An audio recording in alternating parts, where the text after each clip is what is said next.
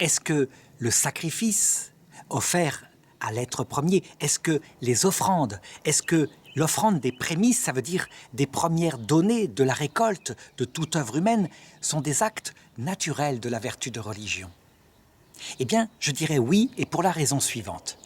Certes, les récoltes, par exemple la nourriture que les hommes récoltent dans les champs, sont le fruit de leur travail. Mais l'homme sage, ça veut dire celui qui a découvert l'existence de l'être premier créateur, et l'homme prudent, ça veut dire celui qui dirige sa propre vie avec intelligence, sait bien que parmi tous ces dons qui lui permettent de vivre sur la terre, comme les bonnes récoltes, l'argent qui arrive, certaines choses dépendent de son travail, mais beaucoup dépend aussi de l'être premier, en tout cas de ce qui relève, non pas de notre liberté à nous, mais de la providence qui est au-dessus de nous et qui dirige le hasard, mais aussi les tempêtes et les mauvaises récoltes.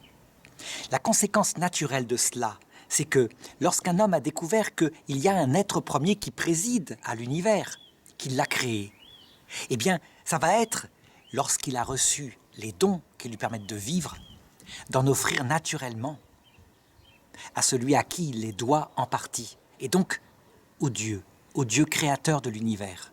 C'est ce que toutes les civilisations ont toujours fait, tout à fait naturellement. Je dirais, c'est un acte de justice, de même que l'adoration consiste à reconnaître que l'on doit l'être à cet être premier et à lui seul. De même, l'offrande des prémices, le sacrifice de ce qui est le premier dans la récolte, est un acte naturel, je dirais d'action de grâce, par rapport aux dons de la nature qui nous permettent de vivre. Tout le problème maintenant de la vertu de religion, c'est que quand elle est confrontée à des malheurs terribles, comme par exemple ce qui s'est passé au niveau du néolithique, quand les hommes sur la Terre ne savaient pas qu'il y avait les microbes, ne connaissaient rien aux causes qui les décimaient, eh bien, ils attribuaient aux forces de ce Dieu, de cet être premier, les malheurs qui leur tombaient dessus. Eh bien, le réflexe naturel des hommes a été d'offrir le plus grand des sacrifices, afin que Dieu se montre, je dirais, favorable. Et donc partout, sur la Terre, des sacrifices humains ont été faits. Sacrifices de guerriers puissants venant d'ethnies différentes, sacrifices de son fils aîné, sacrifices de soi-même. Il faut bien comprendre que, effectivement, la vertu de religion ne provoque pas cela, mais plutôt une religion liée à l'ignorance.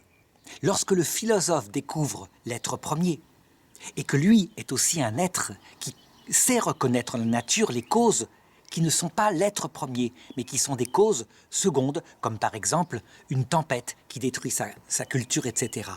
Eh bien, il offrira de toute façon à ce Dieu des prémices, mais certainement pas des choses aussi graves qu'un être humain. Ce qui caractérise la religion issue de la philosophie réaliste, c'est que, justement, elle se débarrasse peu à peu des superstitions.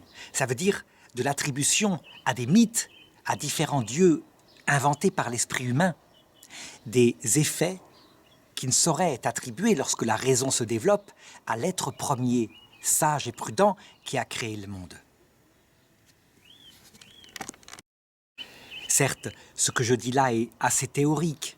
On sait maintenant que lorsque la raison des Grecs s'est répandue dans le monde entier, ce que je le dis, on le sait. Mais il faut bien comprendre pourquoi nos ancêtres, partout dans le monde, eux, estimèrent que offrir comme sacrifice des êtres humains était ce qu'il y avait de plus, je dirais, de plus efficace, peut-être pour que ce Dieu inconnu se comporte bien face au malheur qui les frappait.